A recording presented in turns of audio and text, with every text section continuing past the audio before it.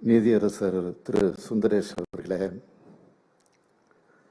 நீதியரசர் திரு விஸ்வநாதன் அவர்களே, நீதியரசர் திரு மகாதேவன் அவர்களே, மாண்புமை சென்னை உயர்நீதிமன்றத்தினுடைய தலைமை நீதிபதி நீதியரசர் திரு ஸ்ரீராம் அவர்களே, மாண்புமிகு சட்டத்துறை அமைச்சர் திரு ரகுபதி அவர்களே, இந்து சமய அறநிலையத்துறை அமைச்சர் திரு சேகர்பாபு அவர்களே, மாண்புமிகு உயர்நீதிமன்றத்தினுடைய நீதியரசர்களே,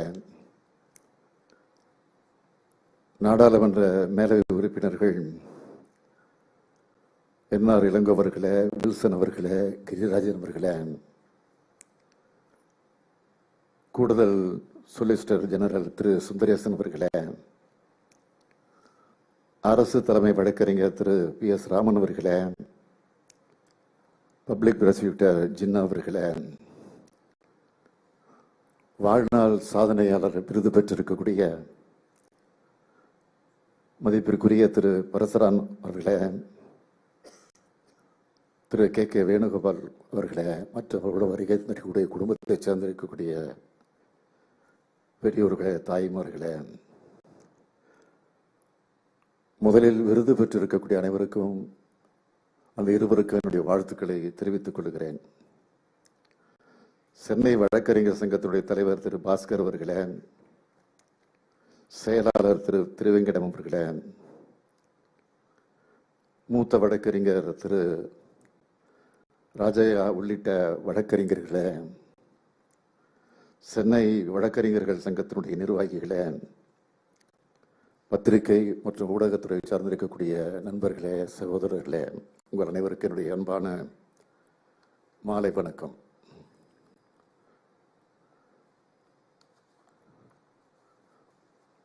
முதல்ல ஒரு விளக்கத்தை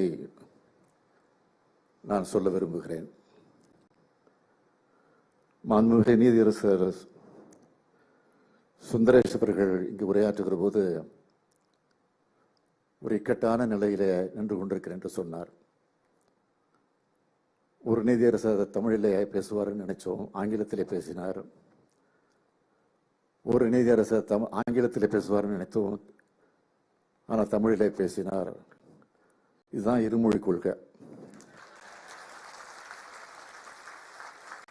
இது தமிழ்நாடு. இக்கட்டான நிலையெல்லாம் உங்களுக்கு கிடையாது, இது நல்ல நிலை தான். இது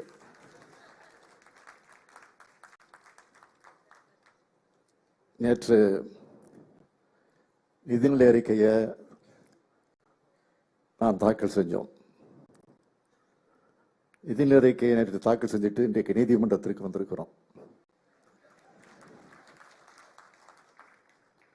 மாண்புமிகு சென்னை உயர்நீதிமன்றத்தினுடைய தலைமை நீதியரசர் ஸ்ரீராம் அவர்கள் பொறுப்பேற்ற பிறகு அவரோட நான் கலந்துகிற முதல் நிகழ்ச்சி இந்த நிகழ்ச்சி. அதனால நான் பெருமைப்படுறேன். தமிழ்நாட்டிலிருந்து சென்று இந்திய அளவில் நீதித்துறைக்கு பல விதங்களில் பெருமை சேர்த்துக் கொண்டிருக்கக்கூடிய உச்ச நீதிமன்றத்தினுடைய நீதியரசர் மதிப்பிற்குரிய ஆர் மகாதேவன் அவர்களுக்கும், உச்ச நீதிமன்றத்தினுடைய நீதியரசர் மதிப்பிற்குரிய கே வி விஸ்வநாதன் அவர்களுக்கும், உச்ச நீதிமன்றத்தினுடைய நீதியரசர் மதிப்பிற்குரிய எம் எம் சுந்தரேஷ் அவர்களுக்கும் என்னுடைய மனமார்ந்த வாழ்த்துக்களையும் பாராட்டுக்களையும் நான் தெரிவித்துக் கொள்ள விரும்புகிறேன். மெட்ராஸ் பார் அசோசியேஷனின் போற்றத்தக்க 160ஆம் ஆண்டு பயணத்தை குறிக்கக்கூடிய கொண்டாட்டத்தில் உங்களோடு சேர்ந்து நானும் பங்கேற்பதில் மிகுந்த மகிழ்ச்சி அடைகிறேன், பெருமைப்படுகிறேன். வாய்ப்பினை தந்த அனைவருக்கும் நான் இந்த நேரத்தில் நன்றி சொல்லுகிறேன். இந்தியாவிலேயே தலை சிறந்த பாரம்பரியம் கொண்டது நம்முடைய சென்னை உயர்நீதிமன்றம். நிகழ்ச்சியினுடைய தொடக்கத்தில் மூத்த வழக்கறிஞர் அதை விளக்கி இருக்கிறார். எனவே அது குறித்து நான் அதிகம் விளக்கம் சொல்ல வேண்டிய அவசியம் இல்லை. 1862ஆம் ஆண்டுல உருவாக்கப்பட்ட இந்த நீதிமன்றத்தோட பார் அசோசியேஷன் 1865ஆம் ஆண்டு அமைக்கப்பட்டு அந்த ஆண்டு மார்ச் 14ஆம் நாள் முதல் கூட்டம் நடந்துச்சு. இன்னைக்கு அதோட 160ஆம் ஆண்டை கொண்டாடக்கூடிய வகையில இதை நடத்தி கொண்டிருக்கிறோம். சட்டத்தின் ஆட்சியை நிலைநிறுத்துவதிலையும் முற்போக்கான சமூக வளர்ச்சியை நோக்கி நடைபெறுவதிலையும் வழக்கறிஞருடைய பங்கு மிக முக்கியமானதாகும். வழக்கறிஞர்கள் தான் சமூகத்தில் நிலவர அநீதி என்ற நோயை குணப்படுத்துகிற மருத்துவர்கள். அது மட்டுமல்ல, வழக்கறிஞர் சங்கம் என்பது சமூக நீதியும் காக்கிறது, தனிநபர்களுடைய அடிப்படை உரிமைகளை பாதுகாக்கிறதுலையும் முதன்மை அமைப்பா விளங்கி கொண்டிருக்கிறது. சட்டம் ஒரு இருட்டறை, அதுல வக்கீலின் வாதம் ஒரு விளக்கு என்று பேரறிஞர் அண்ணா சொன்னார். ஜனநாயகத்தை செதுக்கிறதுல வழக்கறிஞர்கள் மற்றும் நீதியரசோட பங்களிப்பை நான் மிகவும் பாராட்டுகிறேன். சென்னை உயர்நீதிமன்றத்தில் உருவான வழக்கறிஞர்கள் இந்தியாவோட பிற உயர்நீதிமன்றங்களையும் தங்களுடைய அறிவாற்றலால் வாத திறமையால புகழஞ்சிட்டு இருக்காங்க. அரசமைப்பு சட்டத்துக்கு மெருகூட்டுகிற பல தீர்ப்புகளை நம்முடைய நீதியரசர்கள் வழங்கியிருக்காங்க.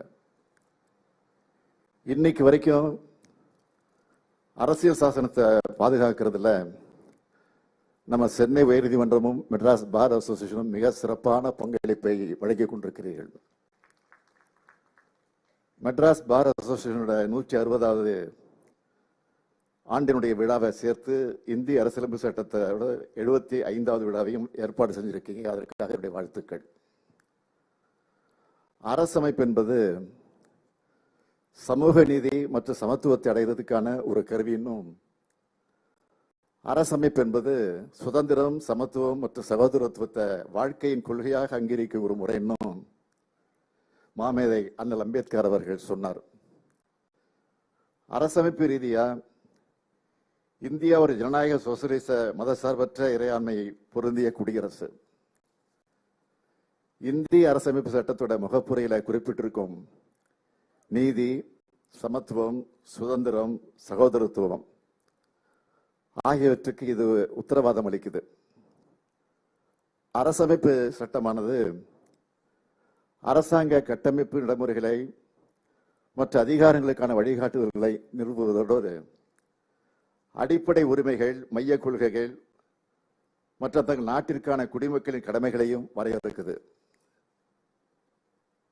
இந்தியாவில் வெவ்வேறு மதம், இனம் மற்றும் பண்பாட்டு நடைமுறைகள் இருந்தாலும் நம்மோட அரசமைப்பு சட்டம் அதன் மாற்றும் அணுகுமுறையின் காரணமா உயிர்ப்புடன் இருக்கு. அரசமைப்பு சட்டத்தின் மீதான எந்த ஒரு தாக்குதலுக்கு எதிராக உறுதியான தூண்களாக இருக்கும். சுதந்திரமான நீதித்துறை, சிறந்த நீதிபதிகள் மற்றும் வழக்கறிஞர்களோட பங்களிப்பு ஆகியவை அரசமைப்பின் உயிர்ப்பான நிலத்தன்மைக்கு காரணம் என்பதை நான் இந்த நேரத்தில் குறிப்பிட விரும்புகிறேன். அண்மை காலங்களில் அரசமைப்பு சட்டத்தின் அடிப்படை கட்டமைப்புகளில் ஒன்றான கூட்டாட்சி தத்துவம் பாதிக்கப்படுகிற நிலை காணப்படுது. நிதி, கல்வி போன்ற பல விஷயங்கள்ல மாநில அரசுகளின் சுயசார்பு தன்மை உறுதி செய்யப்பட வேண்டும் என கருதுகிறேன். அரசமைப்பு சட்டத்தோட ஆளுமையை உறுதி செய்யறதுல, மாநிலங்களுடைய உரிமைகளை பாதுகாக்கிறதுல நீதித்துறை தொடர்ந்து முக்கிய பங்கு வகிக்கிறது. கற்றறிந்த நீதியரசர்களும் வழக்கறிஞர்களும் இந்த அவையும் அரசமைப்பு சட்டத்தோட பாதுகாவலர்களாக செயல்படுறாங்க. நம்மோட அரசு அரசியல் சாசனத்தின் வார்த்தைகளை முழுமையாக நடைமுறைப்படுத்த கடுமையாக உழைச்சிக்கிட்டு இருக்கு என்பதை இங்கே நான் குறிப்பிட்டு காட்ட கடமைப்பட்டிருக்கிறேன். இந்த அரசு பொறுப்பேற்ற நாள் முதல் நீதித்துறைக்கும் வழக்கறிஞர்களுக்கும் அவருடைய நலனுக்கும் சட்டக்கல்விக்கும் பல்வேறு திட்டங்களை செயல்படுத்தி வருகிறது. அதுல சிலவற்றை மட்டும் நான் இங்கே குறிப்பிட்டு காட்ட விரும்புகிறேன். தமிழ்நாடு வழக்கறிஞர் நல நிதியத்திற்கு ஆண்டுதோறும் அரசு வழங்கக்கூடிய 8 கோடி ரூபாய் மானியத்தை 10 கோடி ரூபாயாக உயர்த்தி வழங்கி இருக்கிறோம்.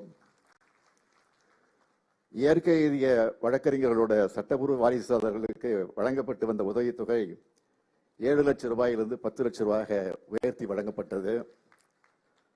உயிரிழந்த வழக்கறிஞர்களுடைய வாரிசுதாரர்களுக்கு வழங்கப்பட வேண்டிய நிதி உதவிக்கான விண்ணப்பங்கள் அப்போ அதிகமாக நிலுவையில் இருந்ததை கருத்தில் கொண்டு கூடுதல் மானியமா 20 கோடி ரூபாய் வழக்குரைஞர்கள் நல நிதியத்திற்கு வழங்க ஆணையிடப்பட்டது.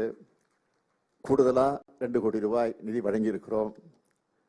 நீதித்துறைக்கான உட்கட்டமைப்பு வசதிகளை பொறுத்த வரைக்கும் நம்ம அரசு பொறுப்பேற்றதிலிருந்து 6 மாவட்ட மற்றும் அமர்வு நீதிமன்றங்கள், 5 கூடுதல் மாவட்ட நீதிமன்றங்கள், 13 சார்பு நீதிமன்றங்கள், 2 கூடுதல் சார்பு நீதிமன்றங்கள், 7 முதன்மை குற்றவியல் நடுவர் நீதிமன்றங்கள், 18 மாவட்ட உரிமையியல் மற்றும் குற்றவியல் நடுவர் நீதிமன்றங்கள், 3 மாவட்ட உரிமையியல் நீதிமன்றங்கள், 1 குற்றவியல் நீதித்துறை நடுவர் நீதிமன்றம், 7 வணிக நீதிமன்றங்கள், 9 சிறப்பு நீதிமன்றங்கள், 2 குடும்ப நல நீதிமன்றங்கள் உள்ளிட்ட 73 புதிய நீதிமன்றங்கள், 1689 புதிய பணியிடங்கள் மற்றும் இதர வசதிகளோடு 151 கோடியே 68,47,995 ரூபாய் செலவில் அமைக்க ஆணைகள் வெளியிடப்பட்டிருக்கு.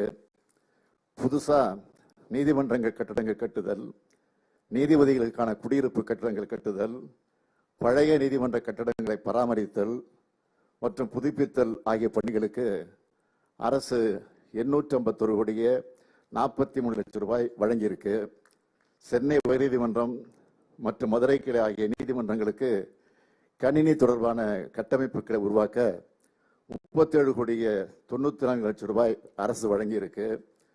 மாவட்ட மற்றும் கீழமை நீதிமன்றங்களுக்கு கணினி தொடர்பான கட்டமைப்புகளை உருவாக்க 66 கோடியே 66 லட்சம் ரூபாய் அரசு வழங்கியிருக்கு. சென்னை உயர்நீதிமன்றம் மற்றும் அதன் மதுரை கிளைக்கு பல்வேறு நிலையிலான 20 கூடுதல் பணியிடங்களை உருவாக்கி ஆணைகள் வெளியிடப்பட்டிருக்கு. மாவட்ட மற்றும் கீழமை நீதிமன்றங்களுக்கு பல்வேறு நிலையிலான 244 கூடுதல் பணியிடங்களை உருவாக்கி ஆணைகள் வெளியிடப்பட்டிருக்கு. சிவகங்கை மாவட்டம் காரைக்குடியில் சட்டக்கல்லூரி தொடங்கப்பட்டிருக்கு. அந்த கல்லூரிக்கு விடுதிகளுடன் கூடிய கட்டடம் கட்டுறதுக்கு 100 கோடியே 45 லட்சம் ரூபாய் நிதி ஒப்பளிப்பு செய்யப்பட்டிருக்கு. நாமக்கல் அரசு சட்டக்கல்லூரிக்கு விடுதிகளுடன் கூடிய கட்டடம் கட்டுவதற்கு 102 கோடி ரூபாய் நிதி ஒப்பளிப்பு செய்யப்பட்டு கட்டுமான பணிகள் நடந்து கொண்டிருக்கிறது. மதுரை அரசு சட்டக்கல்லூரிக்கு புதிய கட்டடம் கட்டும் பணிகளுக்கு ஏற்கனவே ஒப்பளிக்கப்பட்ட 40 கோடி 8 லட்சம் ரூபாயோட கூடுதலா 4 கோடியே 61 லட்சம் ரூபாய் வழங்கி கட்டுமான பணிகள் நடந்து கொண்டிருக்கிறது. 6 அரசு சட்டக்கல்லூரிகளுக்கு 480 மாணவர்களை கூடுதலாக அனுமதித்து ஆணை வெளியிடப்பட்டிருக்கு.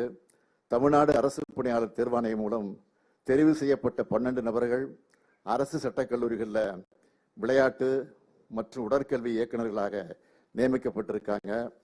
ஆசிரியர் தேர்வு வாரியம் மூலம் நேரடி நியமன முறையில் தெரிவு செய்யப்பட்ட 12 உதவி பேராசிரியர்கள் அரசு சட்டக்கல்லூரிகளில் தற்காலிகமாக பணி நியமனம் செய்யப்பட்டு பணிபுரிந்து வந்தாங்க.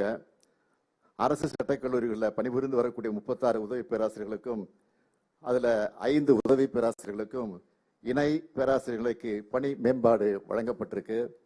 அரசு சட்டக்கல்லூரியில் காலியாக இருக்கக்கூடிய 2 பழங்குடியினர் பிரிவினருக்கான பின்னடைவு காலி பணியிடங்கள் 8 பேராசிரியர்கள், 64 சட்ட உதவி பேராசிரியர்கள் மற்றும் 60 சட்ட முன் படிப்பு உதவி பேராசிரியர்னு மொத்தம் 132 காலி பணியிடங்களை நிரப்ப ஆசிரியர் தேர்வு வாரியத்தால் 24/1/2025 அன்று அறிவிக்கை வெளியிடப்பட்டு நிரப்பப்பட இருக்கு. இது போன்ற திட்டங்களை தொடர்ந்து செயல்படுத்தி தருவதற்கு நாங்கள் தயாராக இருக்கிறோம். நீதித்துறை உட்கட்டமைப்புக்கு தேவையான அனைத்து வசதிகளை மேம்படுத்தி தர தமிழ்நாடு அரசு என்றைக்கும் துணை நிற்கும். இந்திய உச்சநீதிமன்றத்தோட நீதியரசர்கள் வருகை தந்திருக்கக்கூடிய நேரத்தில் சென்ற முறை இதே இடத்துல நான் வச்ச ஒரு கோரிக்கையை, ஒரு முக்கியமான கோரிக்கையை மீண்டும் ஒரு முறை இங்கே நினைவுபடுத்துவது நான் கடமைப்பட்டிருக்கிறேன். உச்ச நீதிமன்றத்தோட கிளையை சென்னையில் அமைச்சா தென் மாநில மக்களுக்கும் வழக்கறிஞர்களுக்கும் மிகுந்த பயனுடையதாக இருக்கும் என்பதை மீண்டும் இந்த நேரத்தில் நான் நினைவுபடுத்த விரும்புகிறேன். இந்திய அரசியலமைப்பு சட்டத்தின் முன்னோடியான அண்ணல் டாக்டர் அம்பேத்கரின் கூற்றை மேற்கோள் காட்டி என்னுடைய உரையை நிறைவு செய்ய விரும்புகிறேன். அரசமைப்பு சட்டம் என்பது வழக்கறிஞர்கள் கையில் இருக்கக்கூடிய ஒரு ஆவணம்தானே தவிர என்று கருதக்கூடாது. அது நமது வாழ்க்கை பயணத்தில் நமது வாழ்வின் தரத்தையே மேல்நிலைக்கு கொண்டு செல்லும் ஒரு வாகனமாகும். அது எப்போதுமே இந்த மண்ணின் ஆன்மாவாக விளங்குகிறது என்று அண்ணல் அம்பேத்கர் சொன்னார். அதுபோல வழக்கறிஞர்கள் செயல்பட வேண்டும் என்று கேட்டு உங்கள் அனைவருக்கும் என்னுடைய வாழ்த்துக்களை சொல்லி என் உரையை நிறைவு செய்கிறேன். நன்றி. மிக்க நன்றி. நமது மாண்புமிகு தமிழக முதலமைச்சர் அவர்களது உரை சட்டம், நீதி அமைப்பு, சமூக நீதி ஆகியவற்றின் மீது அவரது ஆழ்ந்த உறுதியை பிரதிபலிக்கிறது.